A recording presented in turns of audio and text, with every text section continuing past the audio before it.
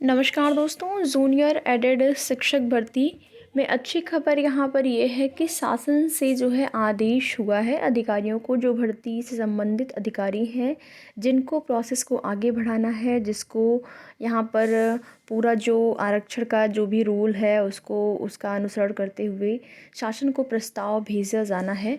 उन सभी अधिकारियों को, संबंधित अधिकारियों को यहाँ पर फिर से रिमाइंडर भेजा गया है।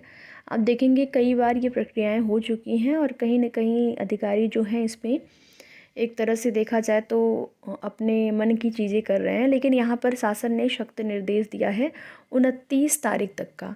यानी कि आज आपका 28 है, कल आपका 29 हो जाएगा। तो संडे है तो ज़रूरी नहीं है कि विभागीय कार्य आज भी जो भी कार्य हैं बिल्कुल ठप ही पड़ जाते होंगे, हो भी सकता है।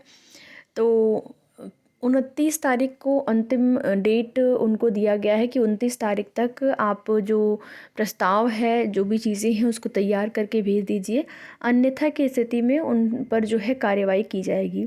तो देखिए यहाँ पर मैनेजमेंट वाले जो लोग हैं वो लोग भी बिल्कुल जो अपना दबाव है वो बनाए हुए हैं, क्योंकि सॉरी, जो पठन पाठन है विद्यालयों का वो बाधित हो रहा है। तो मैनेजमेंट वालों का भी ये कहना है कि आप लोग या तो भर्ती को करिए जल्द से जल्द, या फिर हमको जो है आदेश दे दिया जाए तो हम अपने स्तर से जो है शिक्षकों की नियुक्ति करेंगे। तो इस वजह से यहाँ पर शासन ने, जब सरकार ने नोटिफिकेशन जारी किया, परीक्षा करवाया, तो शासन और सरकार का तो उद्देश्य है कि इस भर्ती को पूरा किया जाए, लेकिन जो अधिकारी लोग हैं वही लोग लेट लतीफ़ी यहाँ पर कर रहे हैं। तो इसी क्रम में पुनः से जो है रिमाइंडर भेजा गया है और उनसे ये कहा गया है कि 29 तारीख तक आप लोग जो है काम को कंप्लीट करके शासन को प्रस्ताव भेज दिया जाए। तो फिर मंडे को आपको अच्छी खबर यहाँ पर देखने को मिल सकती है आपकी भर्ती में।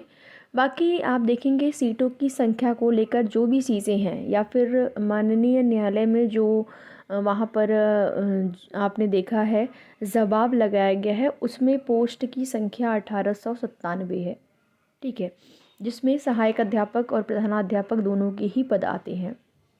तो वो जो जवाब लगाया गया है, क्या उसमें परिवर्तन नहीं हो सकता है?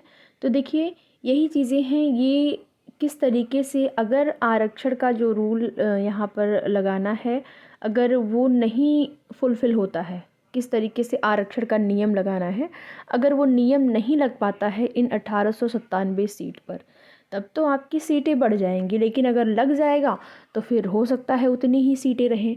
तो सीटें तो ज़ाहिर सी बात है बहुत ही कम है।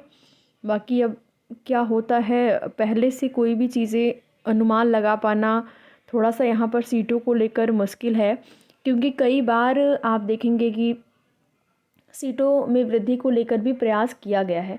ऐसा नहीं कि अधिकारियों के संज्ञान में चीज़ें हैं नहीं, कि जो अध्याचन आए थे वो 6000 पद के आए थे। मुख्यमंत्री जी को इसके संबंध में ज्ञापन भी दिया गया जनता दरबार में। इसके साथ ही साथ सदन में जब मुद्दा उठा तो भर्ती जल्द से जल्द पूरी हो, इसके साथ ही साथ सीट वृद्धि के मुद्दे को भी सदन में उठाया गया है, तो संज्ञान में है।